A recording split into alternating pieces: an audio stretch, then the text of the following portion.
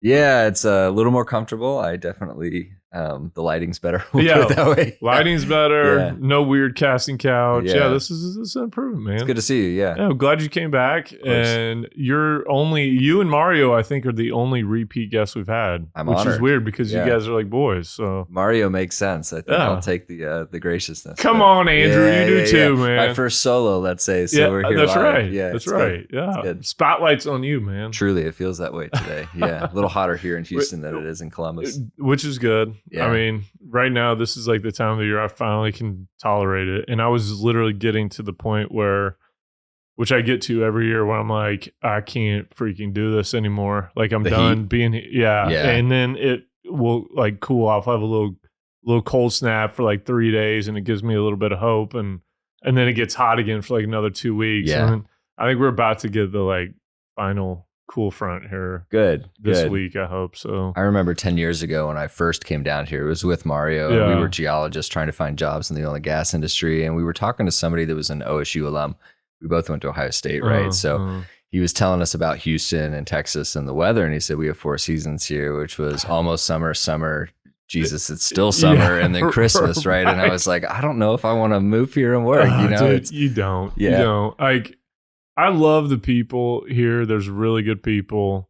There's really good restaurants. Mm. But man, if you don't golf and you live here, Yeah. I don't know what you do. Fair. Like, I don't know what you do. There's Yeah. good golf courses, good restaurants, cool people. Nothing to do outside other than golf. So Well, you're from Missouri, right? Yeah. My perspective would be that Missouri is also pretty hot, but it maybe is not. hot, but Yeah. like not. Not Texas. This is a whole nother Yeah. level, dude. True. Yeah, it's not True. there. I don't know very many places like this where it's like exhausting to be outside. Like Yeah. I get frustrated with my son when he like will play video games all the time. Sure. But like in the summertime, this last summer, me and Sarah would take him out a lot to the field, and we'd try to go like as early or as late as possible. And it's like, dude, this sucks. Like I don't remember Yeah. it being like this when I was a kid in Missouri, like That's ever. fair. So Yeah. Well, we're going to get the climate activists involved in this right, conversation I know, now. I know. think, Well, yeah. Houston's burning Back because in my day. right, Yeah. right. Yeah. But I mean, there's good things about here. Good jobs, good people, all that Great kind of stuff. people. So I'm not trying Yeah. to hammer on it, but I wouldn't mind living like West Coast. Okay. And that's like my style, I think. Just kind of, Yeah. I love being out there. I love the Oregon coast, dude. I think that's right. That's Oh, like my the gosh. primo part, Yes. you know, not too north in Washington, not too south Right. in California. Oregon's Yep. unbelievable. It is, And yeah. it gets a bad rap because of Portland. But man, like outside of the nasty parts of Portland, I don't think there's a place like Oregon. It's like a weird. It feels like you're like in Lord of the Rings. Yes, you know what it's I mean. mythical in Yeah, a way. Yeah, yeah. I think, and And- you get such a diversity there too. And for a geologist, Oh like, yeah, it's got to be Tell me one of the about it. best places to go to. I've spent weeks just driving around. Yeah. You know, it would be something where some people might go on vacation just to sit Mhm. in one place for 7 days, but I was like, no, let's drive as much as we can Yeah. and see as much as we can because there is so much. And you know, maybe only did half the state in a week even, but it was Oh, just dude. driving through it and seeing. You know, There's always like a new thing to go see. You Right. know what I mean? I Right. don't know. Have you been to Crater Lake? Yeah, but it was in the Dude. winter, and Oh, so a very wow. different experience. Yeah. The snow piles on the road were Yeah. like 40 feet high. Are you serious? So we couldn't Yeah, they make get it to the crazy lake. high. Yeah, right. We just drove through snow walls, and it Yeah. was its own experience. But Oh, you had dude. to snow ski in to the lake at that point. Dude, no kidding. Yeah, it Wow. just wasn't equipped for See, I that, need to go but- do it like that because I went this last summer, and I've been to Oregon. I mean, my mom's from Oregon, so my grandparents lived out there. Like, I got a bunch of family out there, so I was out there as a kid a lot. But man, Crater Lake was like that's one of the coolest spots. And I went and swam in it. Oh, I didn't know you could It's do that. freaking cold. Yeah, sure, Holy sure. cow. But man, it's the cleanest water in the world too, Fair. which is like, I don't know. It's just super cool. The water Yeah. was probably like 50 degrees. So it was really cold, but Beautiful. oh my gosh, dude. It's one of the prettiest places I've ever seen. And Yep.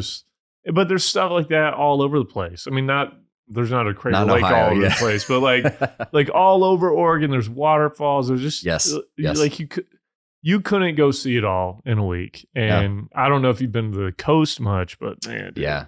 my grandparents they lived in Garibaldi, which is right by where they filmed parts of Goonies. Okay. And so like as a kid, me and my brother, we were always, I don't know, it's just, I love that place. So yeah, I don't know how we got off on that, but I want to move there at some point. Here on the Digital Wildcatters podcast, talking tourism and travel. Travel, yeah. Visit Oregon. Yeah. Or I need to get an Oregon sponsorship or something. Uchi and Oregon, I need some type of sponsorships for them. So. I think more than anything, that'd just be fun for you to say all the time. Yeah, Uchi and Oregon, brought to you by. Brought to you by Oregon. Love it. I love it too. Well, Andrew, thank you for coming back again. Thank you for having me. You guys have had a lot going on. And shoot, dude, from the first time we talked, you had just launched the Ohio Blockchain Council. Yeah. Obviously, it's been it's been almost 2 years. 2.5, dude. Almost 3, I think, at this point. Yeah, I know. I can't believe our show's been going that long either. Yeah, time really flies wow. here. Yeah, we made it through. So tell us, what's the latest? How's it progressed? Because, I mean, that's not an easy task starting off something like that and having it grow, but you guys have really grown a lot. So kind of tell us where's it at right now? Yeah. Well, it's interesting. And coming here, I look back on the moment in time where a lot of us were at Empower in 2021, the 2022 timeframe of just the height of exuberance of this new-ish thing, right? It's really interesting to think about it now and to look at where it stands today, because a lot has been so normalized and we're sort of past the point where it feels new in that way. But 3 years ago, let's say, it really felt like we were on the cusp of something really big that was occurring, right? And we noticed that, and I noticed that particularly at the Digital Wildcatters Empower Conference. And it was a moment where we were starting to recognize, oh, this isn't going away. This is a big deal, this industry. And Texas was at the forefront of it. And we just, being in Texas, it was exciting to feel. But I live in Ohio. And so it was like, well, what's going on over there? How do I bring this home? What are we doing? Yeah. And if you know anything about Appalachia, Ohio particularly, it is the legacy of the industrial heritage of this country in the 19th and 20th centuries. It's where Standard Oil and really the beginnings of the oil industry really occurred. And we've come a long way since then. But we still have all of that resource base, that heritage, the industrial spirit, and even some of those assets sitting there. But just in the wave of the way things happened, I think in the 20th century, it was a little left behind, right? So we just noticed there was this opportunity, and being from there, I think it's really important in life to champion where you're from. Never forget where you come from. That's something that, people would always tell me as a kid, and I'd roll my eyes, but it's true, though, man. It's so true. And it's true, I think, of all of us in this country also. And so for me, it was, let's take this pioneering spirit that Texas has really championed, and let's figure out how we apply that at scale. This is a decentralized technology. This is a decentralized network. And so my mission statement going into the idea of doing something like Ohio Blockchain Council was, well, we have a good example in Texas. Texas can't do it alone. It really needs to be an all of the above approach. But we really felt like, the partners who started this, that Ohio has opportunities that are unique, novel, and I think interesting to the industry at large. We've seen that thesis play out. I think that that's largely come true. 3 years ago, it was simply just, well, this doesn't exist, so we need to create it and make it exist and make it work. So that was, a summer's worth of just really trying to figure out, well, how do we make that work? And again, looking at good examples, right? The Empower Conference was it was a fun time. It was something that I think we all enjoyed, when we were there, and work got done and the signal got out. And I think that's something to Digital Wildcatters' credit. It is, how do you propagate the signal? Right. How do you amplify the attention of it? Right. So lo and behold, here we go. Yeah. And for me, what I wanted to do with the Amplify Conference, which we just finished our 3rd year and are having a lot of fun with, that was simply to create something that was like an Empower Light, just an Appalachian Empower that could start to build the momentum of these things. And all of the other things that look like political advocacy and business development, and some of the things we're doing to integrate into the state economic development initiatives, those are downstream of really just getting the idea out there in the first place. And so that's really what we spent, the better part of the last 2.5 years doing, is just telling this story really for the first time for a lot of people who weren't in the energy industry, people who didn't think about Bitcoin at all, right? What is Bitcoin mining, and how do data centers have to do with cryptocurrency? And there's just so many open questions for people who are on the outside of it. And we, I think, as insiders, can take for granted how confusing and novel this is to people who never think about it. And I'm still to this day having these conversations with people who, have heard terms but have no idea how this works, right? Yeah. And we're going to be in that moment for a while, even, right? We are. But 3 years on, anyway, I look back at that first Empower and kind of that moment in time, and you can look at the fact that hash rate has quadrupled since then, right? So think of the growth of the whole economy of this industry. It's incredible. And we really just felt like Ohio had a part to play in that. And we started to notice some early signals of groups like Standard Power and others who were looking to build at scale in Ohio. Since we've started, we have members who are large public companies who are also looking to build in Ohio. We have one of my favorite companies that sort of no longer exists as part of the merger and acquisition, but Grid was technically a Cincinnati headquartered company. Yeah. We have companies like River Financial, a Bitcoin only financial services firm that's building in Columbus. And so we have these examples of forward thinking Bitcoin technology building in Ohio.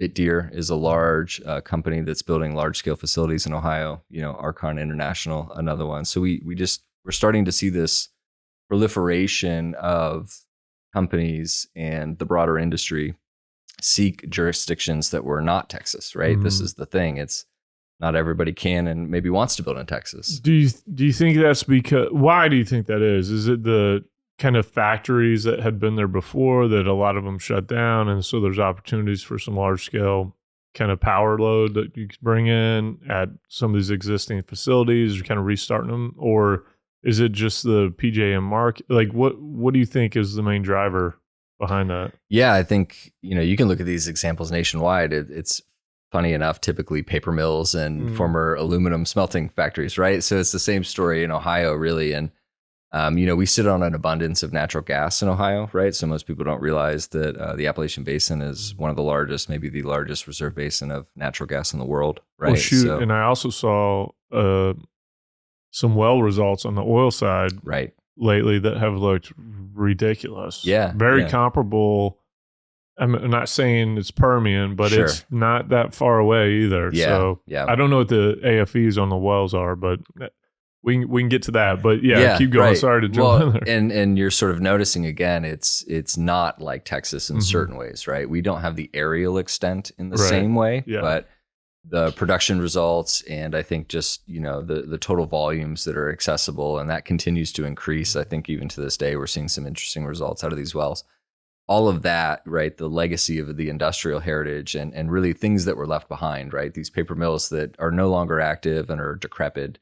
And so the town not only is devastated by the loss of this industry, but it's an eyesore in the town itself, right? So it's just sort of like these dual problems that keep occurring, which is, well, what do we do with it when the thing that people did for a career, for their livelihood, no longer exists? They can't really exist there anymore. They have to move, right? So the people are no longer there.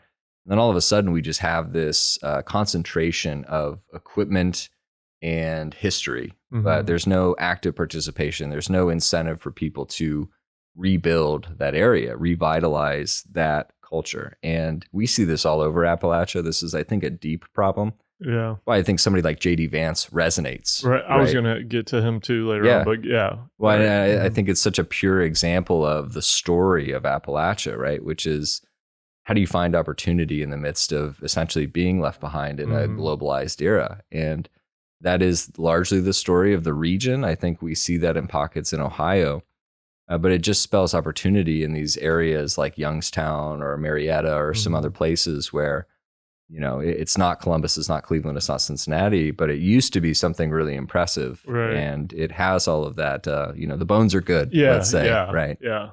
That's cool, man. And that's what I like. It's another aspect of Bitcoin mining that I think gets overlooked and should be embraced from, certain folks, typically on the left, that tend to attack it, is the revitalizing of a community that you can see when groups move in and start putting some capital dollars to work on building out infrastructure and building out assets that are going to provide, jobs and tax basis, and just something new that people can get excited about being in their area. I recognize some people are not going to like it. I think it's purely due to misinformation. Sure. But I do think it. I grew up in a small little town in Missouri, so probably very similar to most places in Ohio. It's more agriculture based than like industrial factories and things like that. But right. But you see what happens when the industry that kind of created that place or allowed it to grow goes away, and it's catastrophic, and you just see the place slowly die. It sucks. Right. And so seeing, I think it's important to have, like, Texas Blockchain Council has done a really good job. You guys have obviously done a great job growing the industry in your areas, but where the strongest blockchain councils have been is where you see the proliferation of the mining industry. So I don't think, and you can't just say it's the market, because I haven't seen it take off in Pennsylvania like the way I have in Ohio or in Texas.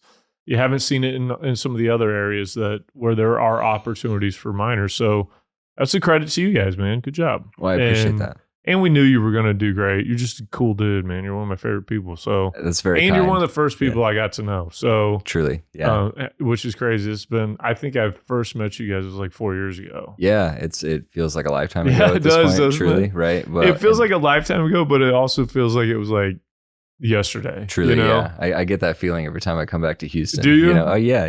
This is really where it started in a lot of respects. Yeah, man. I mean, it's weird. Like, I don't mind talking. Andrew came to my wedding. It's like great time, by the way. Yeah, thank you. We had a good time, and then hanging out at the lake was even better. But point being, we've had a lot of talks, and I know you're kind of in a political role a little bit right now. But I don't know. It's just fun to talk to you about some stuff. So it is. I won't go too deep on some of the stuff, but I got nothing but time for you, Justin. Right. Yeah, no, it is. This is a fun topic, and that's what I love about this work is that you get to have fun talking about something that you believe in. Yeah. And when I get to do the thing that I do, which is really just be an advocate, be a communicator of these ideas in front of either a community that understands it really well or doesn't understand it at all. Either way, I'm just saying the things that I believe are true and that I enjoy talking about. Doesn't it make life so much better when you're getting to talk about stuff that you care about? Right. And you're getting to talk about that thing you care about that's important. People might not realize it, but you're basically getting to, and I don't want to compare it to like Christ at all, because I don't like it when people do that necessarily, because it's like I will make jokes, say Bitcoin Jesus and stuff like that, but like reality is getting. I've thought about like the disciples and like how exciting that must have been for them. Terrifying too in some ways, but like exciting at the same time, because I can tell, just even though this is just Bitcoin, it's not like your spiritual life, but I do think there's some correlations to coming to Bitcoin between spiritual stuff and all that. But the way, they go out and they were talking about, they're preaching the gospel to all these people, and it just, the level of excitement and like purpose in their life had to be incredible. You know what I mean? Because this has given me purpose, even as just talking to people about this kind of stuff, let alone if you were, following Christ around, you're getting to talk about what he's doing and like the message that you're trying to spread there. It's like, golly, those dudes must have felt incredible getting to talk about something so important to so many people, even though it cost them their lives and all that. But it always will. Right. It always will. It always will. So it's enlivening. You're right. Yeah. And so it's my whole, we're talking about time. My whole concept on time has changed so much over the last 4 years. Like what I'm putting my time into and my energy into, and just the return you get when you actually care about what you're doing.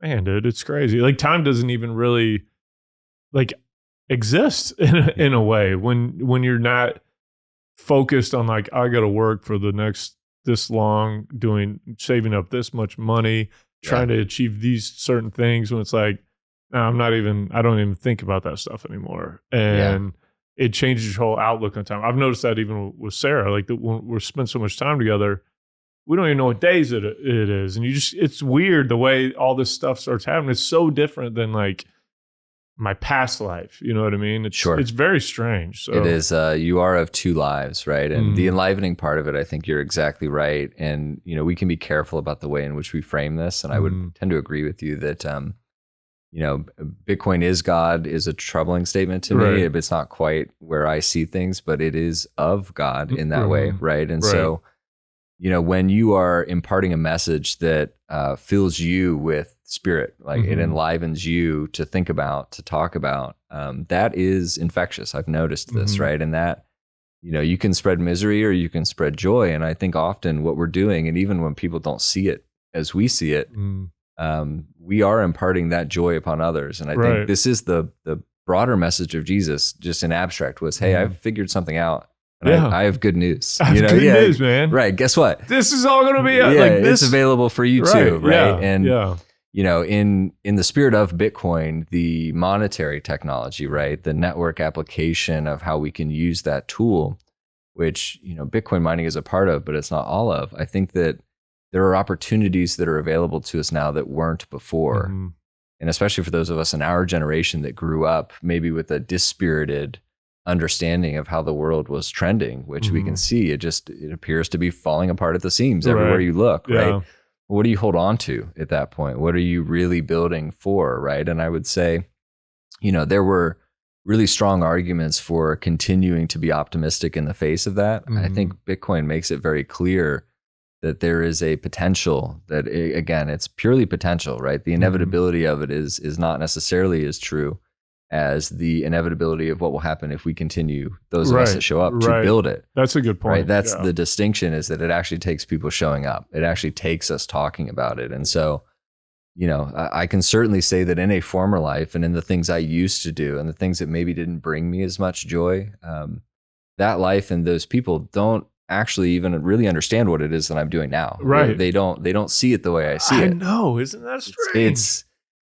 It makes all of the sense to me, but it is a strange feeling. And it's the same people who knew you before. That's right. You know what I mean? But they don't understand it. Because they don't have that inherent belief in the technology of it, right? And I think this is the trick that we have as, you know, I noticed you were maybe careful not to call this like an evangelical type of role, but just in the nature of how we communicate the idea, if you don't think about it or it's not a priority to you, then you won't see the downstream effects of the scale of the network, right? And this is, you know, I think our trick is we both have to talk about things as they are today, and then where do we see them going 5 to 10 years from now? And those can be different things. The network today, the price of Bitcoin today isn't necessarily what Bitcoin can do for us 5 to 10 years from now. The interesting thing, and I think is energy-minded people, and this is really where, you know, I've been paying attention to Bitcoin since 2011, quite frankly. It was an interesting money theory to me. The energy side of it is so fascinating. You're the type of person that I knew would have thought about it back then. I wish I would have bought some. I certainly would have sold it when it was $1,000. You know what I mean? Like I don't hold on to the thing though. I wish I would have bought some back then. It was philosophically interesting, right? Because I was a poor college student and I certainly would have sold it for beer money at some point, right? Like I just know myself well enough. So I'm comfortable with the idea that I was aware of it, but I didn't need to have bought into it at that time. Would have been very different. But had I done that, I may not be sitting here today. Exactly. Right. And that's the thing I always think about. Sure, I remember how there was one point, I know we don't talk about how much Bitcoin you have. I won't do it, but I had way more than what I have right now, right? And you know, you can get caught up in trying to think back, but it's like, man, this is all part of God's plan. Correct. Like this is exactly what was supposed to happen. And let's be honest, most people would have sold it for beer money too, dude. Of course. I would have too. And that's actually okay too. I think if you follow the belief and the faith that we're exactly where we need to be at any given time, and this is part of a broader plan, then I'm comfortable with the fact that I'm here to do the work now, and this is the work that I'm here to do. And we're all going to die, dude, and you can't take Bitcoin with you. That's it. It don't matter. You know, you can pass it on to your children and your grandchildren, and there's some generational wealth ideas that are at play here, but you're absolutely right. And, But the Bitcoin mining in an energy minded perspective of, putting the monetary theory aside, or just, not necessarily focusing on it, and focusing on the energy technology and the infrastructure and the, even just what it means to think about an idea of proof of work. Like we were talking about, like my proof of work is showing up and doing this. And I love that abstract concept of it isn't just the bits at work within the computation. This livelihood, this experience that we're having is our proof of work, that we not only believed in an idea, but put our skin in the game to see it come into effect in the world.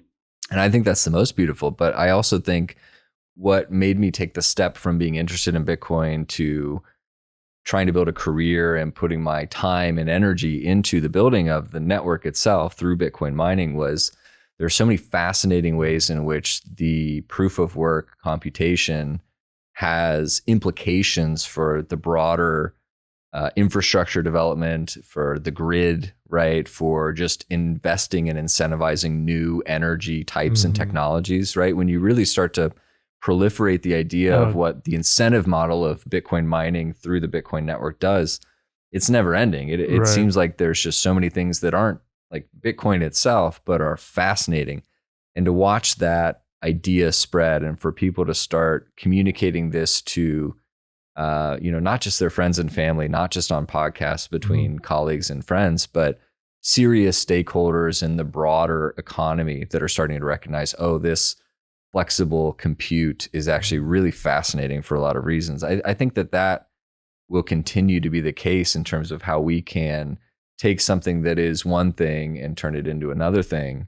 And whether that's turning trash and waste into energy, whether that's incentivizing solar, whether that's, maybe incentivizing the restart or new build of nuclear facilities or whatever it is, right? That's not necessarily Bitcoin itself, but Bitcoin was a means to that. And that's actually why I'm here, is that I recognize that Bitcoin's not the goal in and of itself. It's a tool to allow us to do all of the other things much better, and all of the other things, not just energy, but better communities, better families, right? Dude, this is... I think so. I had a conversation with this dude the other day. I want to say his name because I like it was the first time I thought about this. What I'm about to say, the way I did was after talking to him, and I was like immediately like, we gotta get you on the show, dude. We gotta talk about this because I don't care. I'm gonna say it. Bjorn Schmidtke over at Penguin. We were talking and got onto the topic of like AI, and it started with, flexible load versus the AI stuff, which is basically you're going to take these huge amounts of power and, it's not really the flexible nature like Bitcoin is. And, I kind of got onto how I believe that Bitcoin mining is going to give you, it's necessary the more AI comes on, because you're going to need flexible load to match up with these large loads that are taking 24/7, and like that'll put a strain on the grid. Yes. And so I'm like, I think you're going to need not necessarily a 1-for-1 match, but you're going to have miners on there to help have a load that you could curtail for residential commercial use when you need it. Correct. And just kind of playing the market, right? But we kind of got onto like, yes, he agreed and all the scenes, but the downstream effects of like what Bitcoin mining allows, AI flourishing, right, and growing, and we get into like the fear of like AI taking over and AGI becoming a thing, and like it's just this explosive growth. Yeah. And I'm like, I just don't know what people are gonna do. Like, what's the purpose? Because it's gonna take once AI kind of passes the level of a human. Right. Sure. This is what he kind of walked through, is like, you got kind of AIs, say it's like 20% of a person right now. It'll be 30, it'll be 40, it'll be 50. And it's going to continue to learn how to teach itself and things like that. And it's going to hit a point where it passes a human being. And at that point, when it's teaching itself and it's literally smarter than us, and it's teaching itself, it's going to hit this like parabolic growth of intelligence. And the amount of jobs that it could overtake, and the way that it could take our time away from work and things like that, that scared me at first, but then he Sure. started going on from the spiritual aspect and what this could be like the way to just create a spiritual revolution for people from a time aspect. Now, not everybody's going to do that, right? There's going to be a lot to fall off. Of course. But there could be a large segment of people out there that like, this changes the way we've lived basically forever in a way that allows us to start spending our time and dedicating time towards like what gives us a purpose, what derives our purpose, what do we look for on a day-to-day basis to be important. And it's like, man, I see that. I could see this being like the thing that kind of drives a spiritual revolution in humanity. And not saying that's because of Bitcoin, but that, to what you were saying, that this is the type of things that it can open doors to, is like the downstream effects of just allowing there to be new inventions and new energy sources and ways to basically allow humans to flourish through energy and free up our time to kind of dedicate to other things and finding a new purpose. It's going to be very important. And we need to, as a population, I think, start thinking about that, because I think it could happen very fast once it crosses that threshold. And shout out to Parker Lewis. We're in the suddenly, I think, in that respect, right? I think you're exactly right. There's so many threads here, and I love this topic because I appreciate anybody that can consider an optimistic viewpoint. Shout out to Bjorn too. I'm not trying to steal your thunder, bro. No, I'm going to have you on here. You do a way better job of explaining it than me. And I'll take it and run with it from there, because I think that I was talking about this yesterday, actually. Paperwork is not purpose, like you said, right? And so how many jobs exist today where somebody's doing something manually by hand to fill out a form and then pass that form to somebody else, and then that's the way that the information is transacted, and then that's how economy is processed, right? And so take any analogy of whatever job it is, it doesn't actually matter, and look at, what would happen if we had more efficient systems? Well, we wouldn't need those people doing that paperwork. Okay, well, that's tough because that person needs a job and they need to pay their bills, et cetera. But what do you also get when you build efficiency into a system? Well, you get more value in general, right? So this is where I'm noticing, shout out to the team at Sonoda, Bitcoin and Lightning startup that's headquartered in Columbus, and some of my good friends that are building a Bitcoin product. And they're building it for energy settlement, and what they're creating is a way to do accounts receivable, accounts payable much more efficiently with greater transparency, right? And so what they're doing in the middle of an existing process is removing cost from the bureaucratic and administrative nature of the business.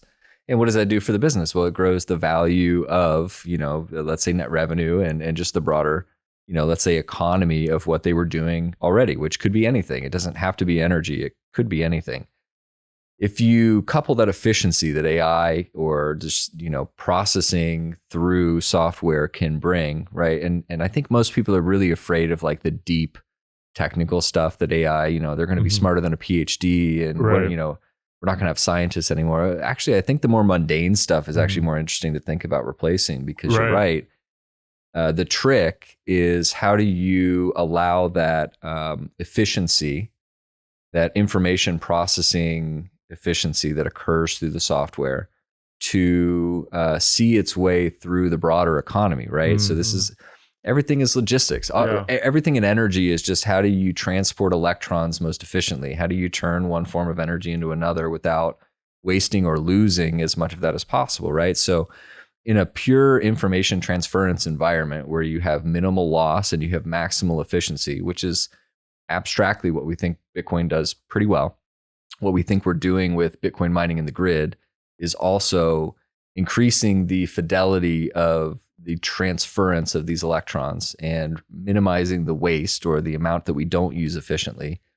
When you do that, you get, let's say, more wealth in the system in general, right? Because you can make more money from the things you weren't using. You can lose less money from the things you no longer have to do. And that wealth exists somewhere. It sits in somebody's pool of things, right? So couple Bitcoin with that idea, and it's not a coincidence that we're now starting to talk about Bitcoin as a strategic reserve asset, right? So there's an interesting concept, and it doesn't have to be just at the nation state scale. A community can have a Bitcoin strategic reserve, right? a company can do this and then spread it to MicroStrategy. exactly. You right? look at that's seeming to take over from a philosophical standpoint throughout a lot of the public companies. And so sats per share as a metric becomes a really interesting way to think about the allocation of this wealth through time and across a scale of any population. It could be, again, community scale, it could be corporate scale, it could be nation scale. And when you do those both at the same time, right, not only are you the mullet mining hypothesis, if you have the AI and the Bitcoin compute in the same place, if you have the software processing that it allows working in tandem, not only can Bitcoin constrain the unreal and allow you to know what's true and verifiable just from the information perspective of it, but it can allow you to proliferate the fruits of the labor of the compute on the AI side in ways that I think can be a net benefit to everybody, right? This is, communism without the dictator, kind of, right? Like, and we get really scared when we start talking about resource reallocation or distribution or whatever it is. Like, there are all these bad examples that have existed before. Well, let's come up with a new word and let's try to figure out what the new thing is that can do this well through a decentralized network of processing and through something that doesn't have a centralized form of governance or ownership. Well, then we're all participants. We're all shareholders in a global network of wealth distribution, right? Which can allow us to, I think, in that spirit of optimism, do other things with our time with the wealth that we are accruing as a society through this collective effort, right? And I think, I don't imagine a world where nobody does any work either. I don't either. I think this is also the beauty of what this can allow to me, is that you get to then make a choice. If your time is freed, show us what you want to do with it, right? And we're all going to collectively decide. If you want to go do drugs in the corner and ruin your life, well, okay, like, we're all going to be over here building beautiful art and making majestic buildings, right? Like, there's a dividing line and a decision point that we all have to make. This is, I think, the beauty of the free will in the midst of a destiny or a God's plan, right? Yeah. Oh man, we could go deep on that one. This is so deep, and I think this is the beautiful, optimistic view of what's happening. I don't think it's guaranteed, because I think in the middle of it you can have corrupting forces. I think we are up against things that don't want that to succeed because they exist at the top of the current pyramid of control or wealth or whatever it is. And so we're seeing that push-pull dynamic of what it means for the old system to fight for its legacy and legitimacy in the midst of a parallel option building itself from scratch and from just all of us showing up here, right? And that is kind of what we were talking about earlier when we talk about spreading the message of this idea, is that we get to just show up and say, hey, we figured something out over here and we have good news. You can come join us if you want. Right. But it's opt-in. You don't have to. You don't have to. Nobody's forcing you. It's here for you if you want it. Yeah. What a great transition with into the election. We do get a choice. Right. Yeah. So obviously the election's next week. Yeah. Crazy. Yeah. I can't believe it. It feels like this happens every year, but it's every 4 years. Back to the time being weird at this point. Ohio with JD Vance on the ticket is a big deal. Vance has actually been pretty I'm not gonna say a huge proponent of Bitcoin, but he's been a proponent of Bitcoin, and I think so.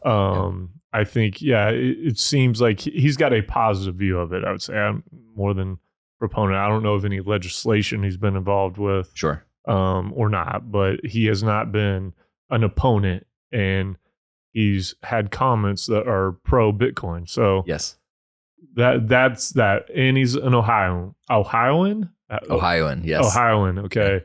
Have you guys had any interaction with him at all, or with kind of, has he come to you guys for any talking points or advice that you could share with us? We've certainly worked with his office. I've spent some time in DC working with, staff. If you understand, the way the political system often works, there's just too much going on all the time. And so I think, the way in which these ideas can spread most effectively is just getting to know the whole team of people that are involved in. I used to work for a congressman. Yeah. You better get to know the team. And I feel more comfortable with that anyway, because I would be very nervous if any one person tried to think that they had all of the things that they should think about figured out and had the right opinion on things. You should trust that you have a team of people that can help you especially as an executive, which is essentially what these roles are for these people. And his office, and I think he gets it. And I think that that's really important. It was a good signal when he was chosen as the vice president from my perspective, because it brings attention to Ohio, which is good news. He's a very young and very accomplished politician in his own right, but just accomplished in general, right? He sort of jumped into this after a very strong career in doing other things. And, you know, he has his VC firm or maybe former, I'm not sure what the lines are now with him in office, based out of Ohio, and really looking at kind of that tech and entrepreneurial approach to business. And I think that mindset is so important in this new age that we're trying to build, which is not trusting that governmental bureaucracies can figure things out, have the right answers all the time, but trusting that there is this proof of work at play in the general news sphere that can allow us to really bring these ideas to fruition. So I think he was the best pick for Bitcoin from a vice presidential perspective. We're very lucky to, you know, what seems to be having him sort of ascend into the next level of things. You know, we're also in the middle of a Senate race right now in Ohio that is probably the pivotal Senate race for the Senate and the balance of power, whether Republicans or Democrats control the United States Senate. And so Bernie Moreno, as a former businessman and now politician, is somebody who has been building in, you know, blockchain for a while. And so not only does he understand it, he has an intimate knowledge of what these tools can do. And I've spent some time with him. He loves to tell the story of how his son was telling him about Bitcoin very early, and he just dismissed it. And, you know, and now he sort of wishes he would have listened to the kid at the time, right? It's the way it always works. So we have a really strong political presence now in Ohio at that leadership level of the United States Senate that's not only considerate of these technologies, but really recognizes that it's pivotal and important. It's fundamentally part of the way forward. So we had an event in early October where he spoke, and I asked him the question specifically about the strategic reserve, and he's all for it. And so it's not just Lummis in Wyoming and, you know, a few other people, right? You're starting to get this groundswell, and we're starting to, as an industry, start having a force of weight of impact on how politicians running for office can affect their platform, talking about these ideas, right? Showing that there's a considerable number of people who own a wallet on their phone, right? That's in the voting population, right? So we're no longer just a nascent idea that we hope some politician gets, is we're actually an impactful industry in the process of electing these people. And we're seeing this in Pennsylvania. We're seeing this directly in Ohio. You know, John Deaton running against Elizabeth Warren did so on a cryptocurrency platform, right? So you're getting this as a fundamental campaign platform position now, whereas I think 4 years ago it was sort of unthinkable that it would be like this. It was unthinkable, dude. It's crazy. This is another thing, going back to time, how much stuff can change and how much it will change. Like, it's guaranteed to change. But to think in 4 years, like, man, honestly, even 2 years ago, like, even 2 years ago in the, you know, midterms, I didn't hear this be a topic of a discussion like it is now. And I've said this before on here, but like, you had Trump at the Bitcoin conference. Granted, I don't think he like had the greatest like grasp of who he's talking to and what he's talking about. But clearly from that administration, there's going to be a pro Bitcoin kind of policies put in place. And he had Robert F. Kennedy, who was on you know, the ballot at that point. And there was rumors that Kamala was going to show up. I figured she wouldn't, just like I knew she wasn't going to show up on Rogan either. And for her sake, that's probably a wise decision. But you know, just to think where we've came from over the last, you know, 2 to 4 years is remarkable. And it's unbelievable. It's unbelievable. And to see it be this big of a impact from, you know, the highest office in the world, really, it's remarkable. And I think it's also, it is a signal of like what's to come. You know what I mean? You're exactly right that the signal, I think, is most important right now. I think some people, when they think of politics, and it's understandable to me to be a cynic about politics, trust me. Like I've gone deep into that perspective of this is all just nonsense and we're doomed, right? Yeah. But I'm still pretty much there, but it's 60-40, right? Yeah. But I think that you can really challenge Trump on this, world liberty coin or whatever he's doing, and of course, right? And you can say that that well, this means that he was insincere about that, right? We all went through this journey. Yes, and right. Certainly, you can make mistakes, let's say, along the way, right? I think at the end of the day, if somebody like Trump is signaling that proof of work is important, that the right to self-custody is important, that Bitcoin should be made in America, those are signals to all of the Republicans in state office, right? In the state legislatures, right? So there's a party effect at work here. That's important because they'll think about it now, whereas they wouldn't before. So if you need him to be 100% correct all the time on everything, well, nobody's happy with Trump at that point, because that's just not the way it works. But the fact that we are actually talking about the right to self-custody being an inherent right, and we're starting to move that through state legislatures, for instance, I think that's the real work. And I think people shouldn't throw the baby out with the bathwater here. Because the fact that we're talking about it now is something that, again, was unthinkable 2 years ago. And we'll continue to do the work of ushering people into, okay, well, this, not that. And here's why we think proof of work's better than proof of stake and all of these other things. But it was a pivotal moment for him to talk about it at all. And totally. We can sort of lose sight of that when he says the first wrong thing. And then we say, see, I told you, he's not what we thought he was. Oh, everybody tries to catch somebody, But I agree. I was saying the same thing. It's like the best thing that came from Trump's change of position on Bitcoin or crypto, whatever you want to call it, is how much that makes it okay to 50% of the population automatically, just like that. You got a bunch of people, which I don't agree with on either side, that just follow whatever the top of the ticket of their party says, and that becomes gospel. And from a guy like Trump, even more so, because of the like cultish type following that he has, right? That makes it okay for that entire population to be like, oh, okay, yeah, it's good. Yeah, maybe there's something here that I didn't think about before. Maybe this is not just some funny money that my nephew is interested in, right? Why is the leading candidate and likely next president of the United States talking about Bitcoin in this way, right? And it isn't just, he has a personal interest because there's, money behind it or whatever it is. It's like any technology, when you really start to get the idea across that it isn't just existing because it has a dollar value, but that it has this other thing that it can do. Which, again, talking about Bitcoin mining in the middle of all of this, I want Bitcoin to be made in America.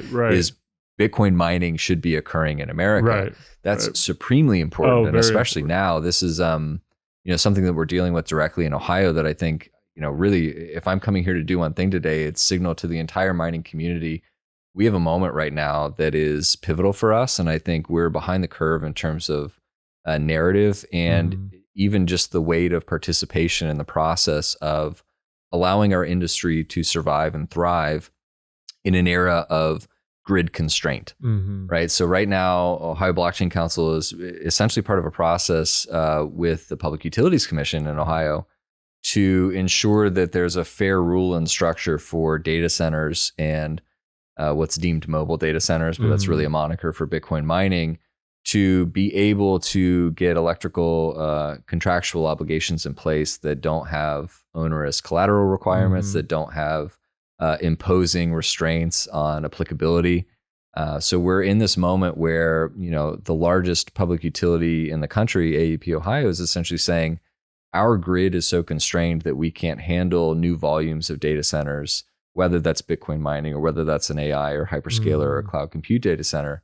And if these new rules are imposed through this tariff process that we're undergoing right now, which we've been in the middle of this for the last 4 months, not only will it be fairly preventative for Bitcoin mining to exist within that service territory because of these requirements, it will set a precedent that the rest of the country will likely start to follow. And so what we're seeing is we're rallying all of the Bitcoin miners who have an interest in Ohio to participate in our effort to testify and tell the proper story about how we can be a benefit, how we're not part of the constraining of the grid in the same way that a Google might be because of where we build, because of how we build, because of our flexibility, right? All of these things.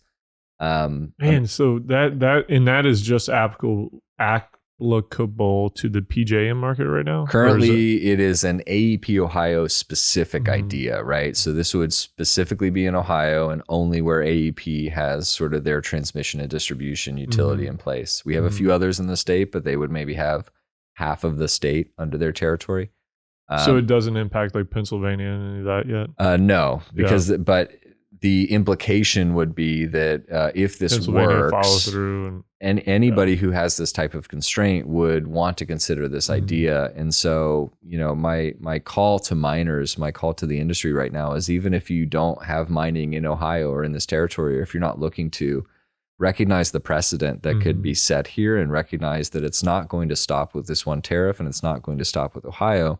This is going to come for other territories, because, and reasonably so, we're in a moment where we really have to decide how we build the next generation of electrical infrastructure. And we can't be penny wise, pound foolish, from my perspective, and trying to, let's say, harm or, you know, basically just impose restriction upon one specific industry because they're taking such a volume of the load, right? This is, you know, data center growth is exponential also in a way that I think nobody could have predicted 10 years ago. We do just have to be very careful in recognizing that, you know, Ohio is the tip of the spear for this, but it will start to spread, you know, if precedent is set. So we're doing our best within the process to really articulate the narrative, these stories of how we can be a benefit to the process. I would say that there's a lot of work left to do, and we really need to be looking at this as a whole of industry, and not just, you know, if you're mining in Ohio, this concerns you. Right. How big a tariff is it? In terms of its scope, essentially it would impose collateral requirements that would be, you know, depending on where things get negotiated, right? The initial pitch was, you know, 50% upfront collateral for the entirety of your 10-year service agreement, which guarantees 90% utility of the electron, right? So that is absurd. It's extreme. Yeah. It's infeasible for somebody like a Bitcoin miner. Really, that's absurd. Yeah, it would in effect, right, prevent any new business from coming into the state, right? And you know, the argument is that this is because there's a constraint and there needs to be new transmission built out and things of that nature. I think the trick is that, you know, proving constraint is difficult. I think constraint is geographically located in ways that Bitcoin mining works around. That's just the nature of our industry. We don't build in constrained environments because we're seeking low cost electricity, right? We're seeking that underutilized electron. And so, but everything kind of gets lumped into one structure at that point. And so we are, you know, I would say somewhat unfairly sort of put in with the rest of the process of building data centers. So some of that nuance is lost in this, but at the end of the day, the initial constraints that would be placed on the contractual requirements would be a non-starter for a lot of Bitcoin mining development. That'd be catastrophic. Correct. There's no way. Is it? What about the folks that are already on? Are they grandfathered in, or is this something that would apply to the folks that are already operating there? The current understanding is that if you have an existing service agreement, you would be grandfathered in, and that this would apply to any new agreement or any expansion upon an agreement, with the asterisk and caveat that they will reserve the right to introduce this structure into the next rate case determination, right? So you're safe until you aren't. Right. Yeah. And I think you're right. Catastrophic, existential is really the right word. This would be a non-starter really within the territory. And, you know, part of it is that we simply are in a moment where we can't build supply as quickly as demand is coming. That is simply the truth. And Ohio being a deregulated power generation market means that, you know, we need other forces and other solutions to build the generation and demand or supply side of things. And so when supply is harder to build than demand is in that way, well, what do? You know, and we start to see little signals of Microsoft wants to restart 3 Mile Island, and, you know, co-location with nuclear is something that's interesting in a way that it's not. All of those are, I would say, symptoms of that same problem, right? And this tariff issue is just trying to deal with it on the transmission and distribution side of it. really, and what I keep telling people is that we're in a generation crisis. We need to be building power generation as quickly as possible and as much as possible. I could not agree to more. meet what's coming. And so, that is our hard problem. We don't really have a great answer for how we can do that well. And in the meantime, we're simply dealing with the reality of the grid as it is. And so where we can meet in the middle, where I think our industry actually is supremely valuable, is in exactly what you've been saying, the flexible load, the curtailment, all of these ways in which we can add resiliency to the grid and add flexibility because of our nature in bringing those electrons to where they're needed in a time of constraint. The hard problem is, unfortunately, as much as we know that that's true, much as we understand that that's an amazing new way forward, that's a really hard message to communicate to people who are thinking about a million other things. Right. Whether that's a politician, whether that's somebody in economic development, maybe it's somebody who has a faulty view of Bitcoin, the currency. And so they don't even want to hear about what this computation is doing, right? It's simply just wasting energy from their perspective. And, what I've noticed is that as much as our industry has gotten better about telling these stories and showing these proofs, we have a long way to go. And there's still a lot we have to do to really showcase what we can do to be a good actor within the system. That's why we need education and political outreach, which both those things is what you guys do. Yes. So, I've said it for a long time, when we first got going in this space, I think there was a really big tinge of like, we don't want to mess with politics. We don't want any of that, stay out of it. Yeah. They stay out of our stuff. We stay out of theirs, kind of, anarchist type mindset, which I still have that part going, but at the same time, I just recognize the reality of the world we live in. It's right. You have to have this, and you don't want to let the rhetoric get out of control without you having a kind of countering it, because then policy starts to follow. And so, that's why I appreciate what you do. And you do a really good job of like just communicating with people, man. You do such a good job of like telling a story, tying things in. You told me before we wanted to talk about the AEP stuff, and then you wove it in there perfectly. I'm weaving. You got the Trump weave going on, man. I love it. It's good. I try not to go so wide. Right, with you're not as wide on the weave as not yet. Did you listen to his Rogan interview? I haven't listened to the whole thing. I had a little bit of the background of it, but look, I don't care what people think. I've said this wrong. I'm not like a Trump fan. I'm not a politician fan at all. Period. And end of the day, he is a politician now. And he has been for the last 8 years. So it's like, I'm not a fan of any politician, but I thought, and I know I've read some stuff that were like, oh, he said this and that about Abraham Lincoln's son, and he got his Lincoln history wrong. And I see all these people like this tweet, and I'm like, 95% of y'all did not know that wasn't right until you saw this tweet then Googled it. So like, stop pretending like we expect him to be perfect on all this kind of crap. Yeah. I thought he did a great job, and it made me like him more. Yeah, it's very humanizing to see somebody do that. I think that's the power of Rogan. I think it's why a lot of us wanted to see him and others, frankly. I mean, put any politician in that room for 3 hours. Right. Put them in any room for 3 hours and see what they're like, and you'll see who they really are, I think, in a lot of respects. You can pretend for 3 minutes very easily. It's hard to do. You can't fake it for 3 hours. And so I think that is the value of allowing somebody to speak and to see them for who they really are. I think that he does a great job of, frankly, just being able to talk for that long, I think, in and of itself. So sure, maybe he doesn't get all of the little nuances correct all of the time. And sure, if we're seeking perfect. He didn't know Tad was not the son of Abraham Lincoln who died before. Like, get out of here. Yeah, and I think, what you're recognizing is that people are paying attention to this now, whereas they weren't before. And I do think that there's something really mimetically powerful about getting attention on an idea, even if you're wrong. Actually, what's the saying is, if you ever want to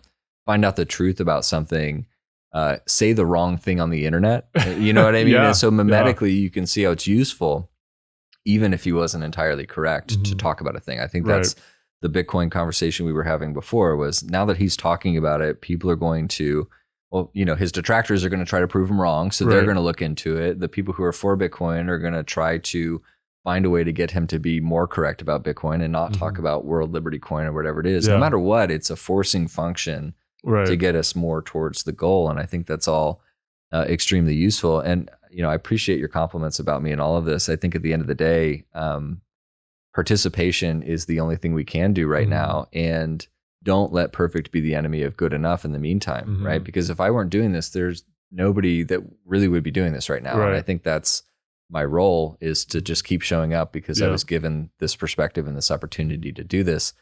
I think at the end of the day, the communication of the ideas is certainly part of it.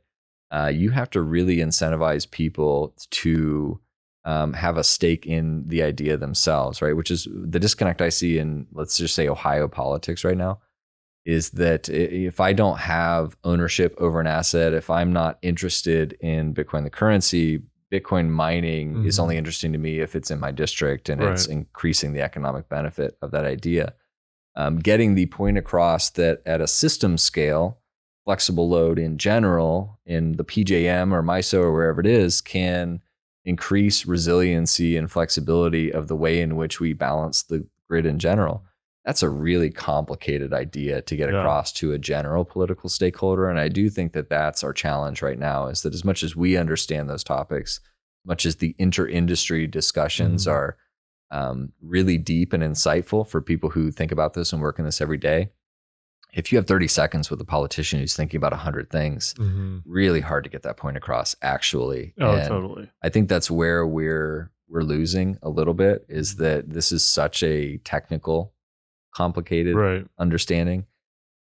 Simplifying it's really difficult, and showing how it works is man, because if you simplify it too much, they miss the point of how important it is, right? And I know that's a very good point. I haven't thought about that, but that's a really good point. But in weaving this back to sort of where we started this, right? You're talking about participating in the process versus not participating, even if you're not political, or even if you don't buy into any politician, right? And I actually credit people like Marty Bent, for instance. I think recently has really shown and spoken about, used to be somebody that said, don't interact with those politicians, they're part of the problem. And now it's like, and I think the correct perspective is, if you don't interact with them, somebody else will, and you've lost the narrative, right? And so that we have no choice but to be participating in this process.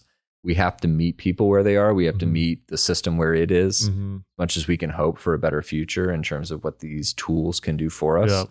That's not what we have today. And today, the people who pull the strings, the people who have the power, need to know that there is all of this out here, right? And if we can't get them to show up to an Empower, to an Amplify, we'll show up in their office and we'll spend the 5 minutes that we have simply and kindly getting the point across too, because I may have my own particular political bent. I may think that certain things are the right way to go about things, but I'm not going to not talk to people I disagree with about this either, because then we've just further created the division of the wall. So, it's like Ram Dass says, the left creates the right and the right creates the left, and they both push each other further and further apart. And it's like, man, it's true. It's totally true. And you have to cross over and communicate with them. You have to. Yes. And that's the problem, because honestly, man, a lot of the stuff, even some of the hardcore crazy lefties, you'd be surprised at how much stuff we probably actually can get to a middle ground on and understand each other about. There's very few things. They're just the things that we highlight so much. Correct. Now a lot of them are complete nonsense, but that's another day. We can talk about that, but I'll accept that. I think that's true. I also believe all kinds of things that are probably complete nonsense, but they're fun to think about, right? So we talked about some before we got in here. Exactly, right? And in the spirit of Ram Dass, right? And I think this is the clever way in the side, is that secret third option that exists, right? Which is, how do you get something that's unifying in the midst of that push-pull tension that's driving things apart? I do think in a lot of respects, Bitcoin is a really tremendous secret third option. It's that secret way in on the side that can, unify in a way, right? Because I think at the end of the day, most people's political struggle is a derivative of economic struggle. Right. Yeah. And anything that's more of a social issue or things like that, I think looks like a luxury of being in a privileged economic circumstance, right? If you're struggling to put food on the table every day, you're not really, those things don't even enter your barrier of thought. And so I think that, you know, if we can look at it through that lens, if we can keep things in an economic perspective, Bitcoin is the purest unifying force. It is something that all of us can utilize for the benefit. This is, you know, Bitcoin is for your enemies is just kind of saying, you know, what Jesus said, love your enemy, right? And so recognize that there's a way out for all of us if we choose. That way out doesn't exist if we continue to push each other away. And so again, I will, you know, have a particular flavor of politic. I will vote for certain people over other people. But I would also want to see what those people were like having a beer with them and sitting in a room with them. I'm not going to say those aren't people. I'm not going to say they aren't deserving of a better life. We disagree on the way in which we can get there. And again, if the way in which we can get there is a purely decentralized network force of opt-in participation that is Bitcoin, it actually doesn't matter. Like your opinion on something doesn't matter to me at that point. We're no longer struggling over these petty differences. We can start to think about, you know, how do we build the next grand cathedral, or how do we get ourselves to Mars in the coolest way possible? You know, it's like new problems become our problem. And, you know, we're not quite there yet, but I do think, you know, like you were saying before, this is a very pivotal election. It seems very clear to me. It seems clear that there's a dividing line between people who want innovation to flourish and people who are needing to constrain it because of their fear. And I see this with AI. I see this with Bitcoin. And I think it is a mentality in the hearts and minds of people who don't relent to a higher organizational force. Is often they'll think that the human mind is the sharpest tool in the shed, and that if we just put our minds to it, we'll be able to govern everything effectively and personally and philosophically. I don't actually think that's the way. I think there are mysterious forces at work in this world, and we have to humble ourselves enough to recognize we can't figure everything out. And the people I resonate with can admit that.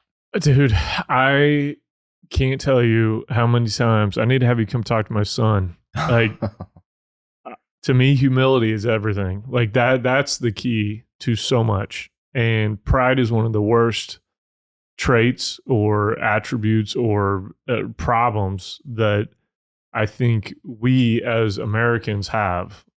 Completely. I'm not saying American pride, like being proud of America. Right. I'm saying individual, like, and then collective group, like pride in what we are capable of from like the way we think. Right. And not understanding that we need to humble ourselves a little bit and be open, because you can't learn anything if you're not humble. You just, I don't think you can. And, you're rigid in that way. Right. Yeah. And so, man, yeah, I couldn't agree more. Humility is basically the thing I think we're lacking right now, but it's also the thing that can, you know, you can change that pretty quick.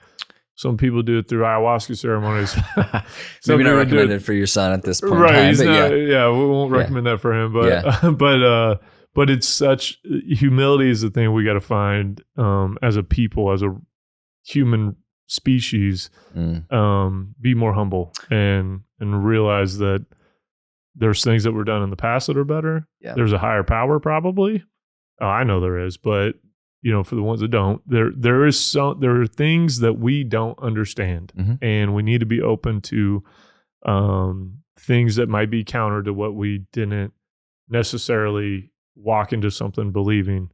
But you can't get there if you don't have humility. And that's right. So, and I would say, you know, to your son's credit, I was probably also very much like that at his age, right? And life is a journey of learning these lessons, right? And I think we were born and built into a society that demanded that of us. And so I can't blame people. This is the thing too, is, you know, they know not what they do often, right? Like that's a reality of the way in which the world has governed and dictated our mindset, our behavior. And we all, the beauty of this industry, as far as I can see, is the people. It's what has kept me here. And the technical ideas are fascinating, but the people who have showed up to put their skin in the game are a unique and particular type of person, because they have gone through that process of being humbled. I talk about it all the time.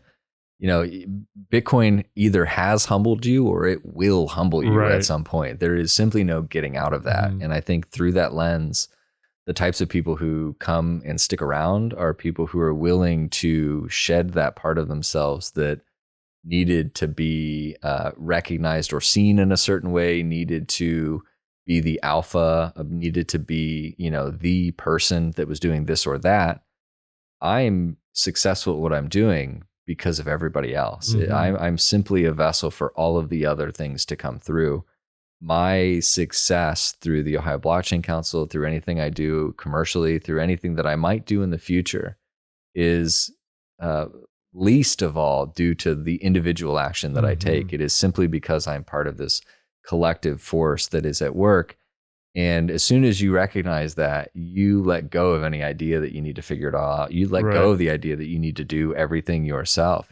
I'm just going to call my buddy and he's going to have a better opinion, or he's going to do the thing that I couldn't do. And so I'm thankful to have friends like you and a group of people like this industry that are highly competent, right? It is also interestingly bringing the best of the best from all over industry. The cream is rising to the top. Yeah. We recognized that, again, paperwork is not purpose, that the things we were doing with our latent gifts and talents weren't driving the world forward in a way that this might be. And it also happens to be a business that we can survive on and live through. And I think that's super important as we transition into the abundance that's coming, let's say. But in the meantime, we still need to utilize our talents in this proof of work of the showing up of it. And I'm grateful that my role in this has been to offer other people opportunities to showcase themselves, right? If I'm throwing an event, whether it's at the Ohio Chamber of Commerce or whether it's Amplify, which we just held 3 or so weeks ago in Columbus,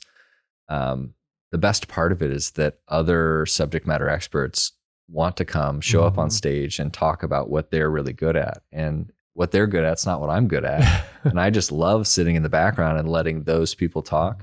But when they talk, a new group of people listens. When everybody's in the room together, new conversations occur, right? So we're really recognizing, and I think in this post-COVID moment of, I used to idealize working from home. I used to think that was the best. I was like, man, if I could just be free to make bacon at 11:30 in the afternoon, I'd be really happy. And I know now that where most good work gets done is in individual conversations in person, where the best vibes occur is not on a Zoom meeting, right? It's in the break room. Or I wanted to have you come in the studio instead of doing it over remote. So grateful for the opportunity for so many reasons to be in Houston this past weekend and here with you today. So I appreciate the invite. And yeah, it's exactly right. There's something special that happens in the middle of all of that when we get together, and that something special proliferates into the development of the abundance that we're building. We're so early in the way that we're getting to witness the rise, the ascension of a new way of collective coherence, right? Whether that's simply from an information perspective or whether that's from the human to human perspective. There's no mystery in why, we called our initial consulting business Vibe Energy, right? Everything's about vibes. Everything is about vibes, it really is. Yeah. And that's such a fun idea, but it's real. It's